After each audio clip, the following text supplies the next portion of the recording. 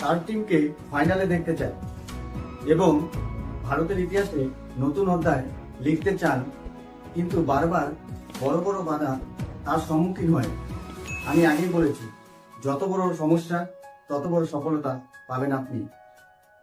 আপনি ভাবতে পারছেন, এত কষ্ট করে কোচ করার সুযোগ পেয়েছে, তার মধ্যে উপর থেকে ক্যান্সার, কখন কি ঘটবে বলা মুশকিল। ওই যে বললাম, কিছু পেতে হলে কিছু হারাতে হয়।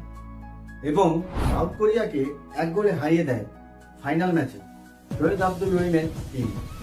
একজন সঠিক লিডার বা কোচ সঠিক সময়ে সঠিক ডিসিশন নেয়, আর এইভাবে শহীদ আব্দুল রহিম টিম ক্রিয়েট করেছে এবং তার জীবন সফল হয়েছে।